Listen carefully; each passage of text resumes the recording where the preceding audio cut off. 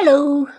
Kind of an impromptu live stream, but I thought it was a good idea because I did another live stream recently, and I have to go and look at the name of it because I can't remember. Where did I put it? It was called. This is how well prepared I am, because this was a sudden idea that I had, and I like to act when I have the idea. It's a bit like writing a book, that you have to have a great idea, but then you have to have pen and paper nearby the minute you have your great idea, because you'll forget. However, the live stream was it was about writing books, and it was called The Writer's Journey, a No for Novelists. So this is the reason I'm doing this live stream, because in that live stream, I ran down somebody else's book a little bit, and I don't really like doing that. I had my reasons for it, and I thought it was a useful live stream to watch for anybody who is a writer or wanting to write. And some of my videos on this channel are sort of booky videos because I love books. And I'm a writer, amongst other arty things that I do. You can see the mess on the table there involves paintbrushes and things like that. So I ran down his book, which I'm still reading, The Writer's Journey. But there are reasons I ran it down, but I did not offer an alternative method for plotting structure of novels, right? Now, his book, The Writer's Journey, if you're interested in that book, that whole live stream is about that book, okay? But this live stream isn't. This is about my approach to writing novels, okay? Now, Christopher Volger, the guy that wrote that book, he is, I presume still, an advisor for screenplay people for Hollywood, right? Now, in the book, he mentions writers of novels or writers of all kinds, as well as screenplay people. So he intends his advice to be taken up by all sorts of writers, as well as people writing screenplays for movies. Now, immediately as a writer, I had a problem with that, because to me, it seems that the medium is kind of the message, or part of the message, as Marshall McLuhan said once. It does influence the message, okay? Now, you go to a movie is going to be, maybe an hour and a half, 2 hours long. That's the length of the movie influenced the message right then and there. If, as he talks about, if you're into screenplays for movies that are Hollywood box office type things, that influences the movie, because it's kind of, there is a lot of committee think goes on, and in decision making and everything in screenplays, right? A novel is a completely different thing. So I'm not going to go into the full argument, but that was part of my argument, okay? That different things require different approaches, and that not all movies are art in the first place, but some novels could be considered pieces of art, and some movies can be high art, others are for the masses, okay? And they're mass entertainment as opposed to art forms. And I was pointing out that it depends on what kind of a thing you want to write. Now, I'm speaking today to people who thought, maybe I have a book in me, and I'd like to write a book someday. There's a lot of us want to write a book. And people who love reading, some of them, if they're really creative people, might get the idea, I might like to write a book someday. I had an experience within the last few days that I got to see a photo of the place where I decided first that I had it in me to write a book, because since I was a very little kid, I absolutely adored books, and I adored authors of any kind. They were these godlike creatures to me, because I thought it was quite an extraordinary thing to do, to write a book. And that went for whether a book was a piece of fiction or a piece of nonfiction, though, of course, the medium is the message, you see. So, depending on what kind of a book you think you have in you, it's going to influence how you write about it. And I'm going to tell you some of my approach today, which I'm not setting it out like guidelines like Christopher Volger did in his book, or is it Volgen? I think it's Volger is his name. Yeah, Christopher Volger.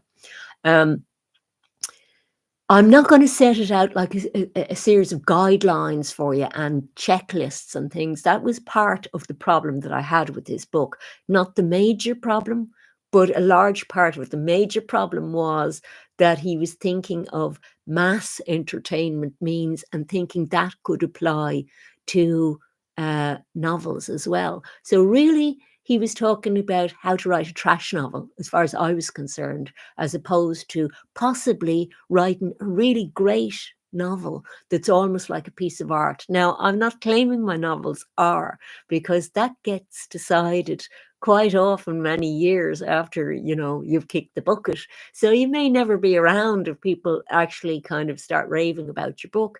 And popular mass opinion about books, because I'm not talking about movies like Christopher is, and I don't really care about screenplays. I'm confining myself to the medium that I'm a specialist in, and that is novels. Okay.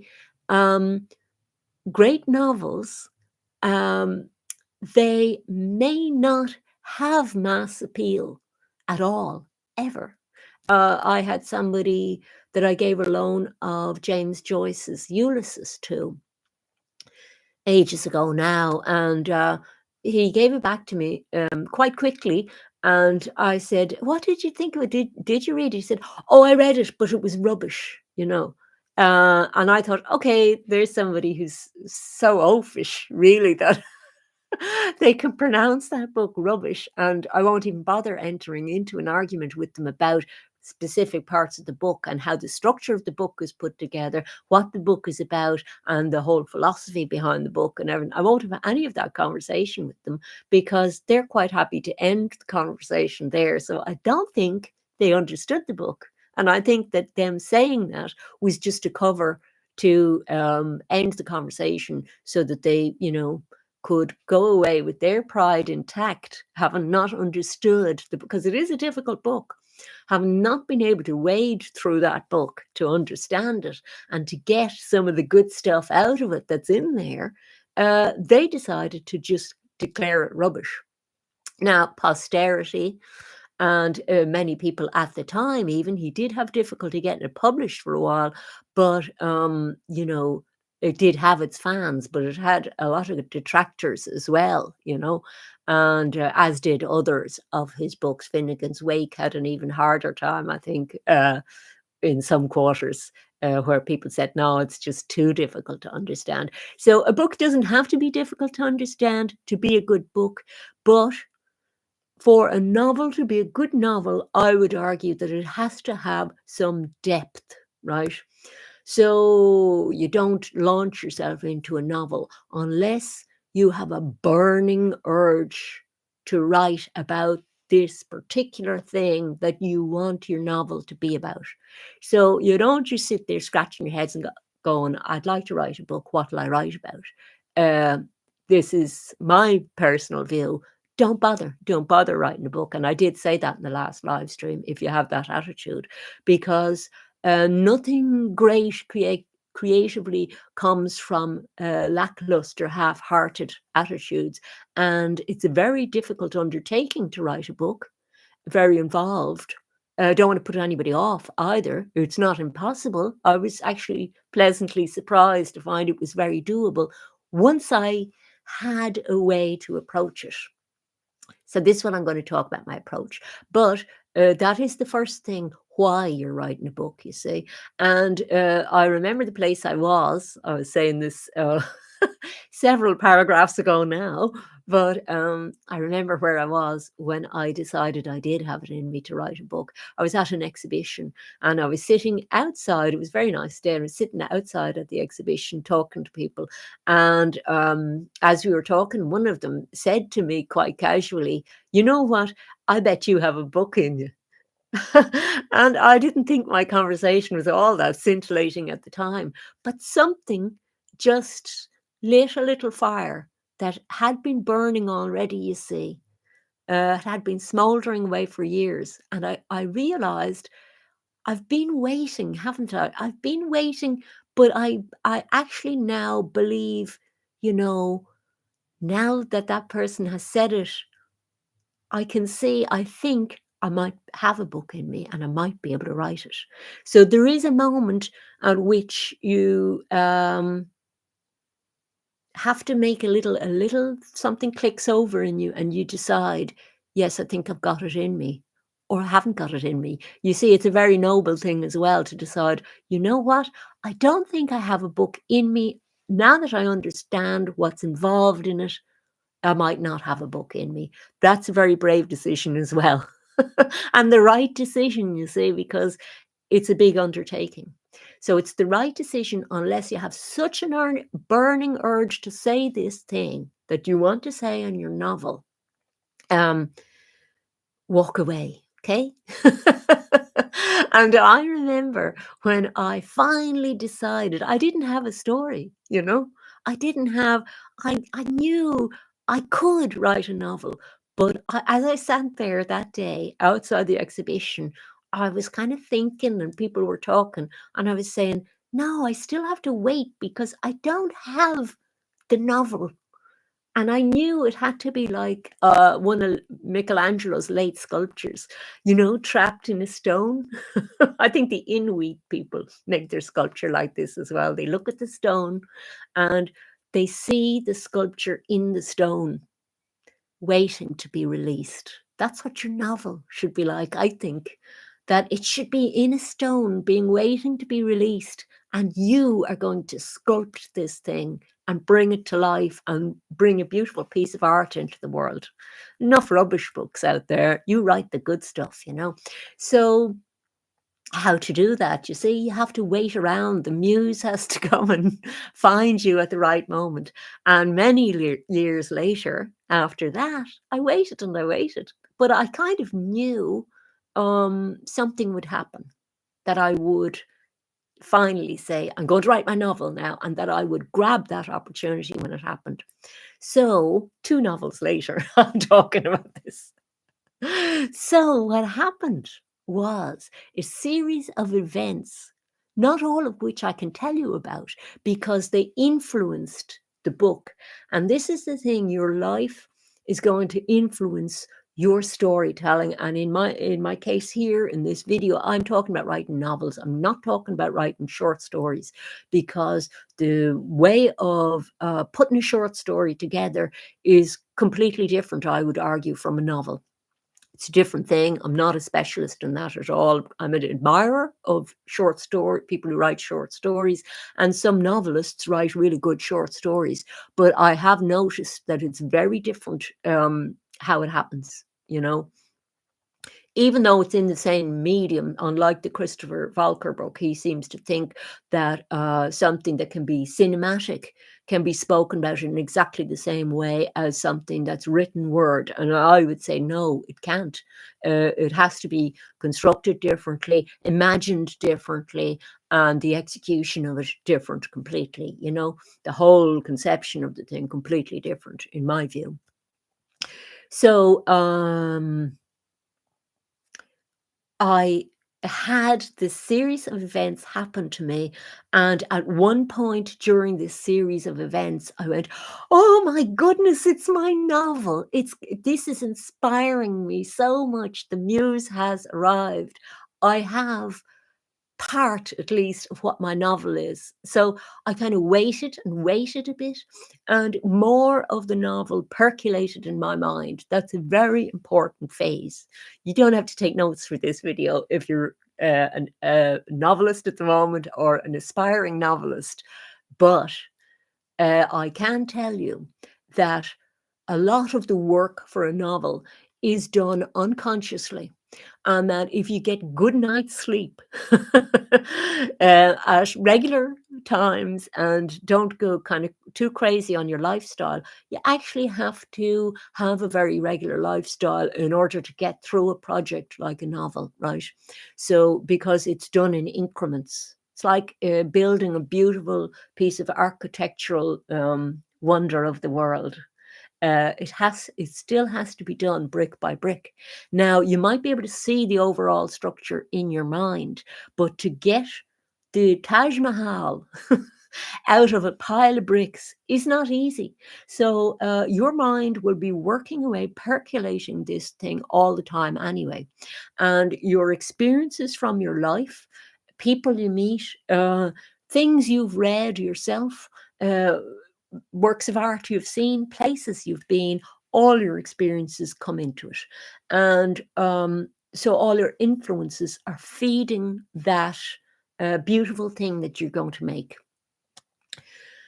So you have to let your mind work away because you have had this nugget of the idea for the book, and it needs a structure. And in your unconscious knows that that has to have a structure, and the unconscious is the storyteller. Like this book that I was also talking about recently, the Joseph Campbell book. I was talking about that in the same breath as the Christopher Volger, because they're about the same mythologies and the idea of storytelling, all storytelling being based on mythologies and telling stories in the same way, with the same kinds of structures, but that we keep reinventing our stories all the time.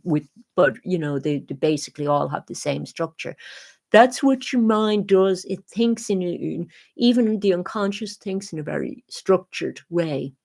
But in order to make a story out of something, which is what your unconscious does with everything, it does it with reality. In order to make a story out of that that's coherent to you, to give you your worldview, it has to do a lot of putting things together in a way that makes sense. So it has a little puzzle that it's working out all the time. And when you dream at night, you're privy to some of the ways that your mind works. You don't always understand it on a conscious level, but there is a logic to that kind of dream work and everything. So that is one of the early stages of putting together a novel, is letting your unconscious do some of the work. Now, if you let your unconscious do all the work, you're going to have a mess of a novel. But if you're somebody who's a very reflective person, which you probably are if you are planning to write a book, if you're a very reflective person, you will recognize parts of the things that are coming up as ideas.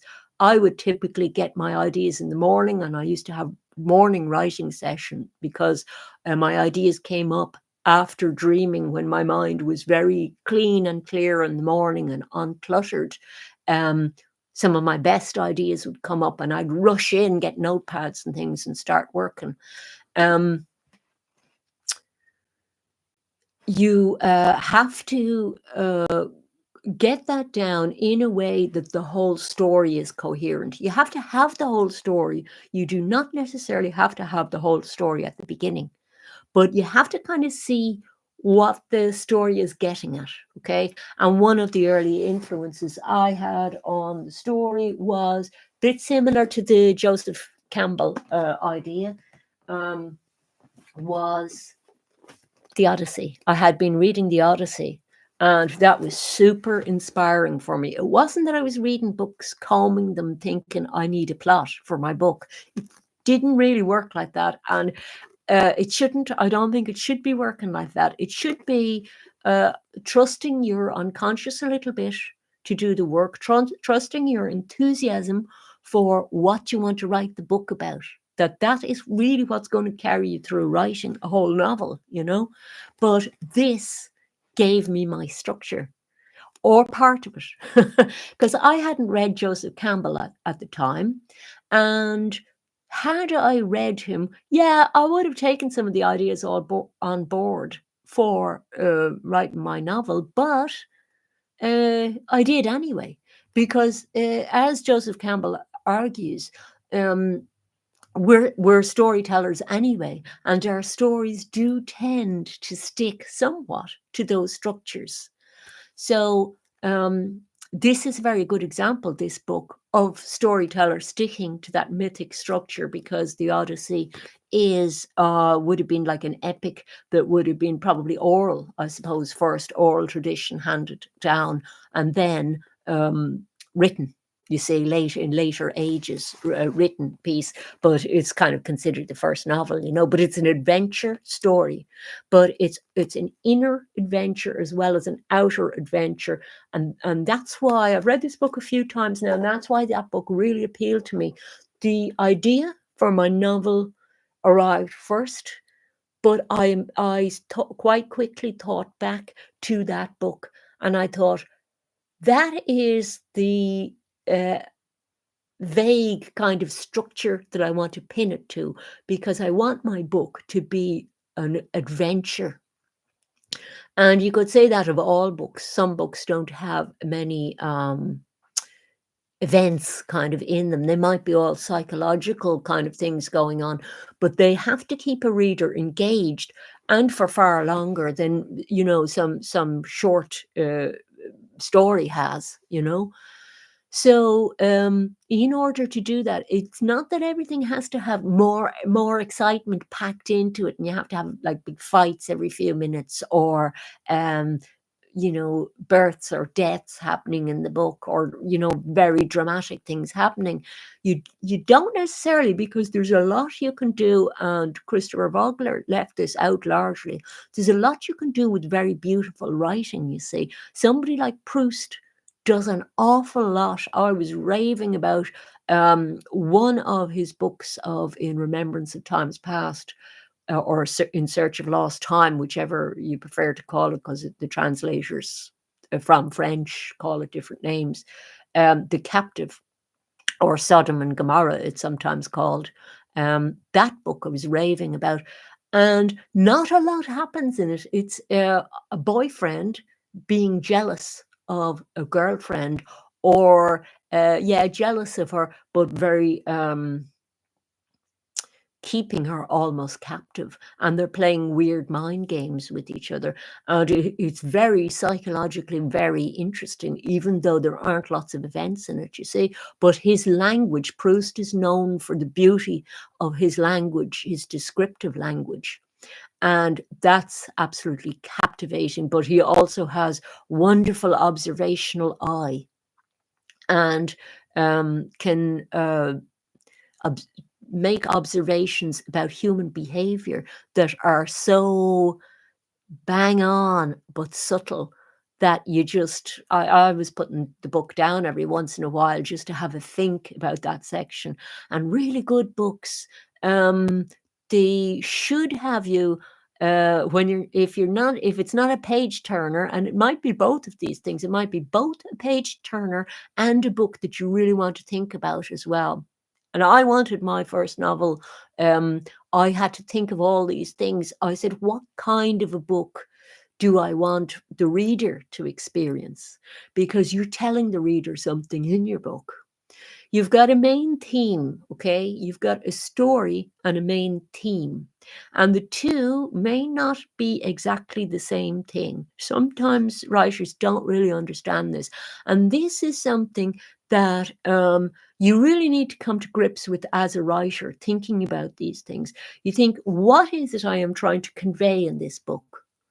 And you also say, what is the story I'm telling in this book? And are the two of those things the same? I would argue that they usually aren't quite the same thing. They're related, but they're not quite the same thing. For example, in the Odyssey, there's an adventure story in it, where Odysseus is going to various different places, trying to make his way home to Ithaca. And he has all these incredible adventures along the way, and acquits himself very well on the adventures.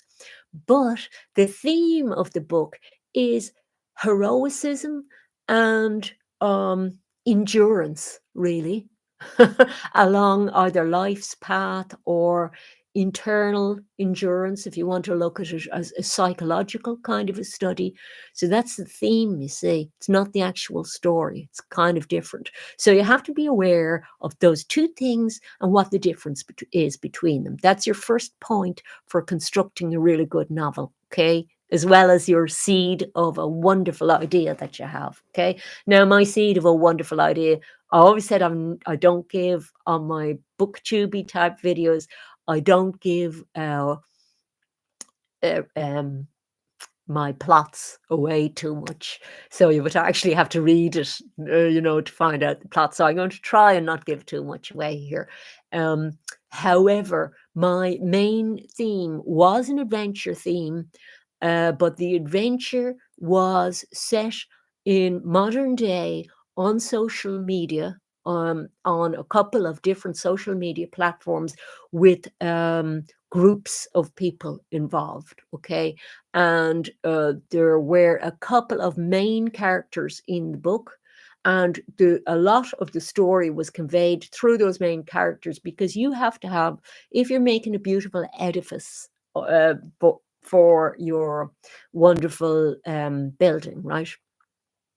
Which is your novel, right? Your structure of your novel has to have supports and props, okay? So the supports for that story have to be certain characters in the story that convey a lot of the plot, and whom the reader can identify with. So there can be multiples characters within a book, or a few. Now, this was my first novel, so I thought to myself, okay, it is about groups of people, but I'm going to have to reel this in, because it was a very difficult plot structure, that first one. It was really terribly challenging in some ways, but I kind of had a handle on what I needed to do with it, because I could see that part of the novel structure was about a puzzle, and that was going to provide me with the actual structure of the book, the metaphor of a puzzle. And making your way through a puzzle or a maze was part of the metaphor for the theme of the book for me, okay? Because it was an adventure story. So it's about making a journey through something you don't quite understand at the time, which is the adventure, and then managing to get, I don't want to give a spoiler again, but managing to get something from it that is a resolution, let's say, of sorts. Okay. So, and it has to be a resolution. Well, it doesn't have to be a resolution that suits the reader, but it has to be a resolution that satisfies the reader's need for resolution. Okay.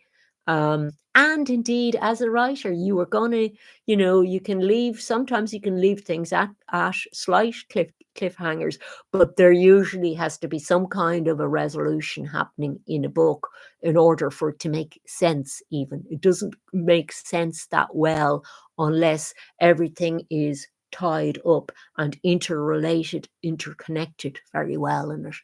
So the things that you have to interconnect are the structure.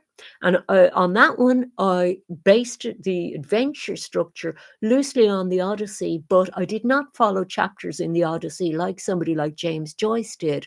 Now, he did so loosely as well, in a way. Although the more I read Ulysses, the more I think, no, it wasn't actually that loose, the way he followed that structure, But I sort of said, okay, well, that's kind of my idea for the structure behind it. And if the reader doesn't grasp that, they grasp that they're going on a journey. How I'm going to do that is I'm going to do some of it through metaphors, because there wasn't actually physical traveling in the book, except in if we were to use Joseph Campbell language, and remember, I hadn't read Joseph Campbell at the time, so this is my innate storytelling ability going on here, my unconscious coming up, working with my conscious to create a story. I had to use metaphors to let the reader know we're going on a journey now. You and one of the main characters have to agree to go on this journey together. That's quite early in the book that happens. And there's a kind of a pact made between one of the characters. And actually, I get to be a character in my book because one of the ways that I coped with this difficulty you have with a novel, on my first one at that, of the narrator's voice, who is the narrator for your book, you see, was that I made myself, Donna Emerald, a character in my book. And I was one of the main characters. I had a few main characters in it. I had Donna Emerald. I had another main character at the beginning that sort of faded out more as it went on, Desiree Delacroix. And then I had other characters as the adventure or the journey went on. And for anybody who's read the Odyssey, you might be able to see how that relates a bit to the Odyssey and the way that works really well in the Odyssey, as long as you have one character that is going the whole journey with you. And that character, Donna Emerald character in it, gets to guide the reader to a certain extent, which is perfect for my theme of a journey or adventure in the book. Because to have a guide, or as Campbell or Volger even would point out, a mentor or a guide for a journey, well, it's, it's the classic, isn't it? It's Dante's Inferno, it's every sort of muse in every kind of story that turned up, or poetry, although I don't want to go into another medium really talking about this. I want to stay specific to novels. So that eliminated the difficulty of who the narrator was and character things and everything, because I could keep the Donna Emerald character having pretty much my character, or how I saw my character, not necessarily how the rest of the world sees my character, but what I think my character traits are, and plunk myself into this novel. So that's a way of keeping yourself really engaged in a novel. It's a bit of a brave thing, and it doesn't mean you're going to tell everybody all your deepest, darkest secrets or anything like that, or details of your life or anything like that. But it's certainly for solves a lot of problems in a novel if it's a first novel, you see, because I had thought about writing in the third person, and I thought, I don't know if I can handle that, because I've got to handle some dialogue in the book as well, because a book without any dialogue is kind of a bit weird. So I've got to handle some dialogue, and I've got to handle being able to talk about a really big character in the book in the third person. So there's always got to be a fixed point in a book. This is a very important point, I think, that an author is like a little god of their own creation. And you have to have a fixed point around which everything revolves. So for me, I had several fixed points in my book, like different planets. Uh, and I'm not sure who is the sun in the planet in the book, but perhaps it was me, because I was at the center of this storytelling and I was guiding the whole story all the way through. So no matter what other characters came and went, and they have to do so in a very related to each other way, and not in a way that will leave the reader behind, is something you've got to be really careful of, because you can, when you're reading, you can get very fond of a character, and if that character suddenly disappears for no good reason, part of your heart can go with that character, and you're just so disappointed in the rest of the book. And I have no wish to do that to any of my readers, you see. So that Donna Emerald stayed for the entire book and brought you through the entire journey, right? So that was great because that was a point of coherence, or if you like, a planet for other things to move around, you know. So whatever, you know, you can use whatever metaphor you want there, really. It just happened to be the one I grabbed onto at the moment. Planets don't turn up very much as metaphors in my book. The idea very early in the book, as it's sort of a nod to the Odyssey, the idea of setting sail on a journey did come up, but there were other metaphors that came up that helped me set the tone for readers, and they were things like jumping abysses, and I was thinking of Arctic exploration and things like that, where you have to jump some kind of hurdle in order to psychologically join the narrator in the journey. So it was written in first person. The reader had to sign up quite early in the book that, yes, I'm on board with the adventure, and then the adventure continued. And there has had to be kind of enough of a hook at the start of the book for the reader to be sort of vaguely interested in what was going to happen. And some of that was about being a little bit different in the start. A lot of people, when they're starting a novel, but this would be people who are a little bit too swayed by other people's advice. So don't be too swayed by my advice either. Listen to everybody's advice. But you know, the way to write your book is in you. This is just talking about getting a plot to first steps of getting a plot to hang together, because you've got these great ideas, but they might be a bit unwieldy, you see, because I had a lot of unwieldy things. My second book was very easy, much easier plot. Um, Even though there was a lot more happened in it, funny enough, in some ways, it just was a different way that everything happened. The first one, I think some of the difficulty was there were a lot of characters in it, and it's a huge challenge to hold together a book that has a lot of characters. Somebody had told me when they read the book that they would have liked a thing with a list of characters in the front, and I said, no, I don't want to do that, because that's going a little bit too into fantasy novel or movie land territory, and I didn't want to do that. I didn't want the reader to be able to label the book right at the start. I wanted a reader to only have the blurb to go on, which tells you it's going to be a particular thing and tells you the genre and everything as well.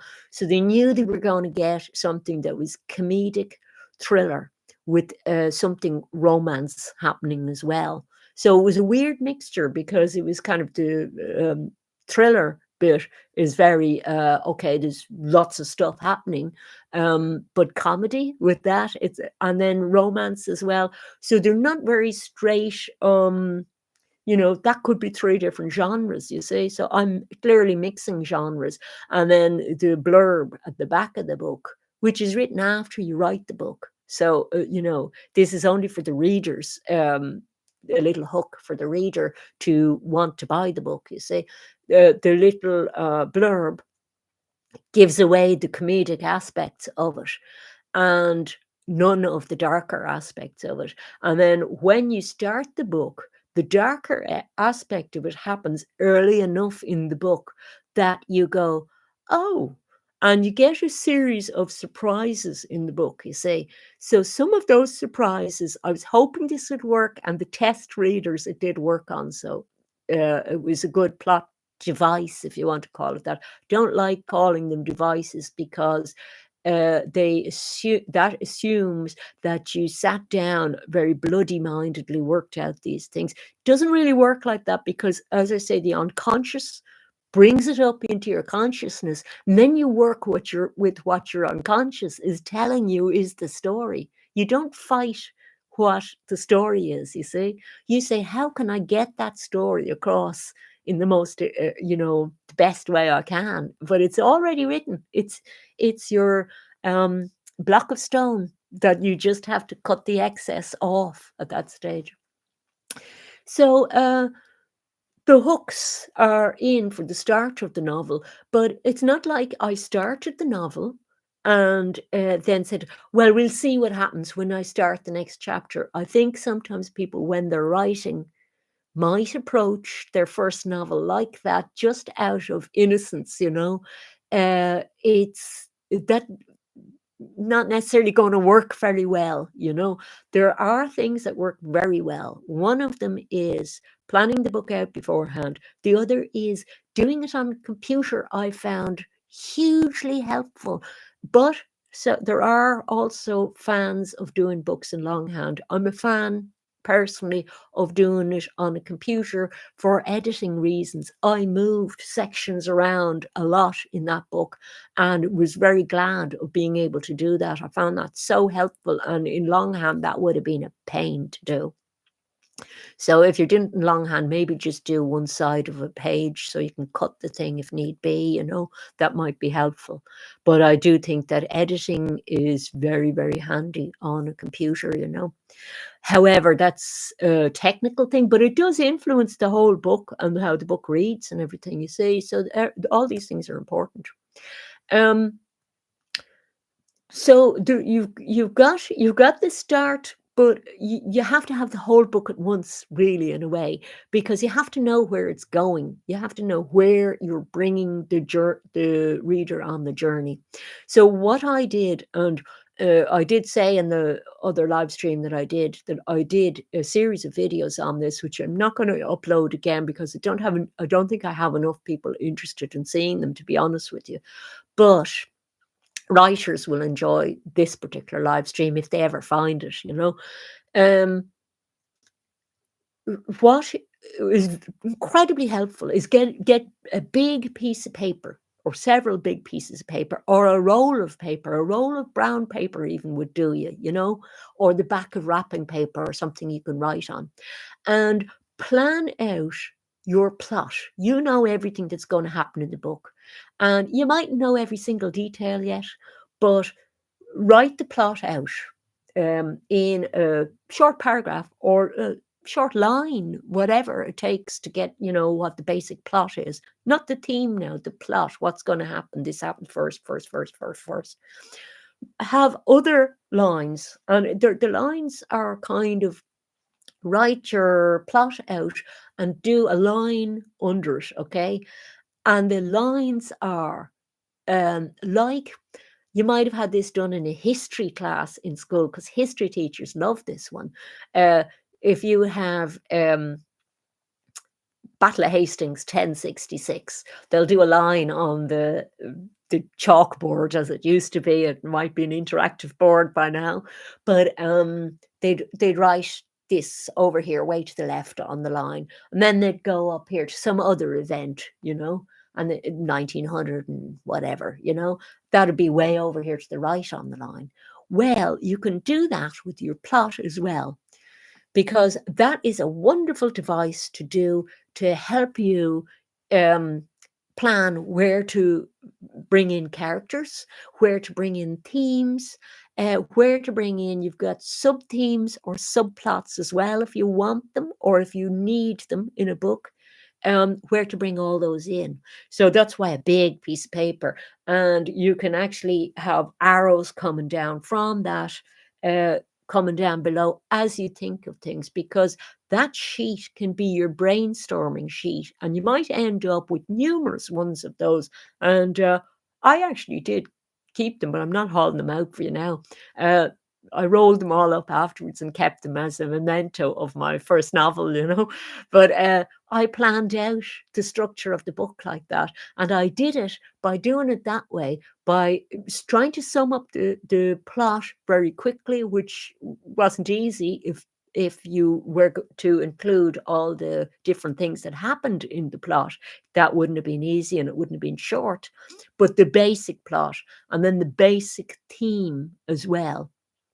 So the plot and the theme were both planned out in a linear way. The theme, easy, because the theme isn't really a linear, stretched out thing. It doesn't change hugely. There's one theme, but there's there can be sub-themes coming out from it, and they can be introduced at different spots. So when you know that, you can see the point then in planning out uh, when things are going to happen in your plot along that timeline.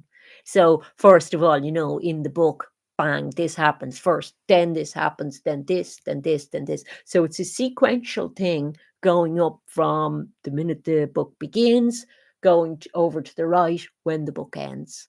Okay. And then lots of space underneath for planning characters and things. So, it fills up very fast, but you can slot characters into, if you have a very complicated plot to hold together with different characters coming in at different times, then that becomes really, I would say, vital nearly, because you know when to plot them in along that line, and you've got something to refer to, so that when you're actually writing the book, when you're sitting down for your daily session writing the book doesn't feel like it's trying to get away from you all the time. Because your mind can be in a slight turmoil when you're writing a book, because it's in the creative zone, isn't it? So your conscious mind is working with your unconscious. They're both helping each other, you see, and you're on a little feedback loop all the time. You're kind of talking to yourself about this thing as you're writing, and it can be almost a frenzy of writing sometimes. Sometimes you're in a kind of zone of this inspiration zone, that there's not a lot of writing happening, but there's cogitation going on about, you can feel it bubbling up and it's going to happen, but you're waiting for it to emerge so you can write it, you see. And when that's going on, you don't want to be in the place of, oh my God, this is getting away from me. So your big piece of paper, or your big pieces of paper with things plotted out on it, have a calming effect on you, and something to refer back to when it's trying to get away from you, like a fish trying to escape from a hook. So I would recommend doing that. So the theme, the plot, all before the writing happens. But of course, you might have notes and things already, because, that's the way inspiration strikes you. So you might have loads of pieces of paper or notebooks or whatever going already. But I would suggest that before you put loads of work into the chapters, that you know what's going to happen when, and that you have a very good grasp of your theme before you get too far down into the writing of it. And don't forget that you can edit things afterwards. So the flow of writing, you can go with the flow, you see. Knowing that you have a lot of the tasks done already, you can go with the flow. But that doesn't have to be set in stone. It can move around afterwards. That's where doing it on a laptop is terrific. So the other thing, you get inspiration from. Did say you get inspiration from so many places, but in your theme, in your plot, there are particular points in your plot which are really important for you to really tie down, in terms of tone, in terms of their importance, because where's the pivotal point in your plot? I find this a turning point in the plot. Uh, Joseph Campbell might call it the return point, but that's actually after the real pivotal point, the return. And I had the pivotal point in the book around half to three quarters of the way through, I think.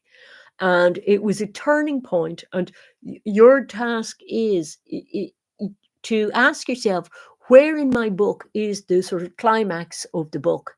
And what happens after it?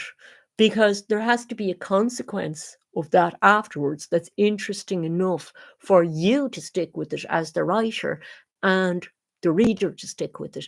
And really, in a way, I would consider myself the reader of the book if I were you, because you're the person who's really passionate about this book. So you have to be able to stand back and also see yourself as observer, which we tend to do in our lives as well as being an active participant. So it's not too difficult a role to take. Uh, you're the reader, and so you're reading your work back. As you're reading your work back, you know, you're saying to yourself, am I still engaged? Am I still dying to see what happens next? Do I still care about this story? So that you have to still care about the story after that climax happens. You're banjaxed if you don't. So whether that climax is at the end with very little happening after it, um, there's the climax, then there's either some sort of return or some um, sort of resolution that can happen really fast, or can happen through another series of events that the climax gave rise to, if you know what I mean, that are part of the journey. But they have to be, all that bit has to be important enough as well for the reader to be still riveted by your novel, you see. So, because, you know, you don't want somebody giving up your novel, giving up reading your novel like halfway in or three quarters of the way in, if that's the climax. And then you don't want the other horrid thing happening of you have a climax of a book and then nothing. And you just leave I mean, the you leave them there like you're leaving a lover in bed without a goodbye kiss, you know. There has to be a goodbye kiss for the reader somehow, you know. And you need to make it as interesting as you can, because your story is interesting. It was wonderful to you. It had a wonderful resolution, and maybe your unconscious even helped you come to that resolution. So put all that wonderful stuff in there in a way that the reader can understand, and the resolution might be one of the most beautiful bits of the book for them. Um, I tried to make in that novel, I had some dark bits in the book, and they were so dark that I thought, okay, I'm going to do what they do in, I know I said it's a different medium, but I did a horror kind of a genre thing in it. And I'm thinking more of movies actually than books when I did this for my idea. My idea was, if something very dark happens, that you can have something really beautiful and descriptive happening afterwards that is so different in tone that it actually refreshes the reader. Because a reader, if they are reading very dark stuff, I don't want I want to be amused to the reader, and a good guide to the reader who doesn't leave them in this dreadfully sad, desolate place like, you know, the seventh circle of hell with Dante or something, you know. And have them suffer too badly. I want them to suffer, but I want them to be able for the amount of suffering. And actually, the suffering was part of the theme of my book. So I can't even go into telling you too many details of how I did that. But I will tell you that I put in some descriptive passages that I was pleased with, because I love beautiful descriptive writing myself with people like Proust, you know, and absolutely love descriptive passages. But if they come after passages that are very psychologically burdensome for a reader, you know, they can be very engaging, bits like that. But if it's dark, you know, if it stays dark too long for the reader, it's a very incredibly depressing experience, because books are so immersive, and you have to be really sensitive to that, for your reader's sake, you know, and say to yourself, do I want to do this for my reader? I abandoned a book a while ago that's called Infinite Jest, and it's written by a guy who was a really wonderful writer. He had a very sad death. He killed himself, I believe. but David Wallace Foster. And, there were a lot of wonderful things in it, and I had read another book of his that I really loved. I had to abandon this one because there was, it became more and more dark. I don't know, I think it might have been the last book he wrote, I'm not sure, before he died. But it became very dark, and I thought, this book is damaging me now. Continuing to read it would damage me in a way that I'm not prepared to inflict upon myself. So that's a huge effect that a book can have, absolutely. And it doesn't matter what the incident was in the book that did it, because it was the straw that broke the camel's back. I just went, no, I can't continue with the book. I just have to not see what happens next, because it's become too grim and depressing for me. And, a lot of people say, oh, it's so comic, that book. But he did that thing of mixing comedy with very, very, he went way darker than I went in my book, way darker. The darkness that I had in the book had to do with the psychological thriller aspect of it.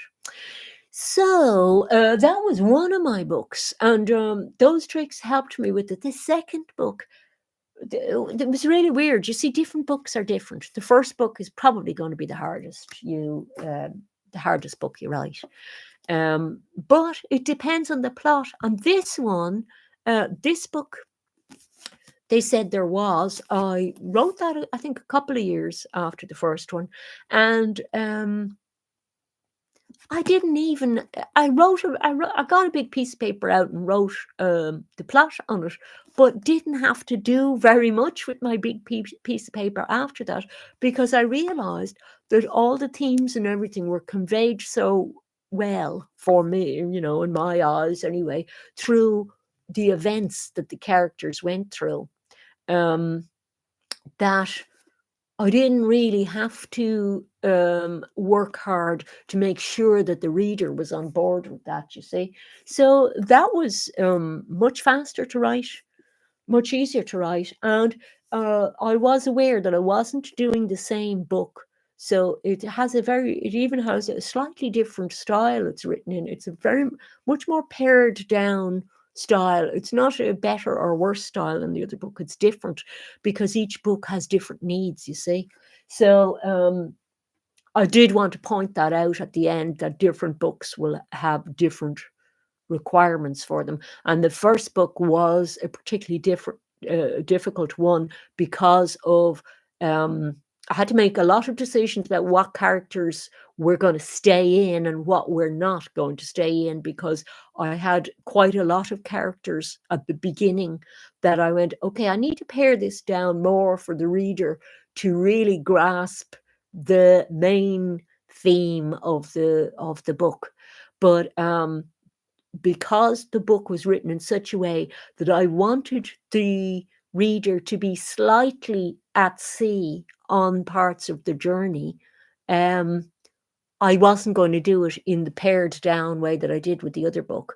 In the other book, the reader was never to feel lost in the book. They were just interested to see what happened next in the story, and what I always write psychological books, it seems, what psychologically that said about the characters in the book, basically.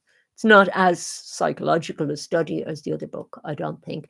But the other book had a lot of character-driven action in it as well, I would say. So there was a lot to tie down. And in fact, the maze thing at the climax of the book, it actually was based on another book, and it was called, I have to look it up again, I'm always forgetting the name of it, Chemical Wedding of Christian Rosenkreutz, which was a 17th century book, written anonymously at first, and then somebody claimed to have written it themselves. But I thought it had such an interesting structure, and in terms of what I was trying to do at that part of the book, because I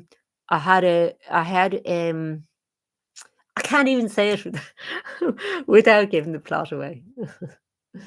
Anyway, you might guess from the name of the book that it's an alchemical wedding in the book that I based my climactic scene on, um, but in a metaphorical kind of way. So I'm not really giving the plot away.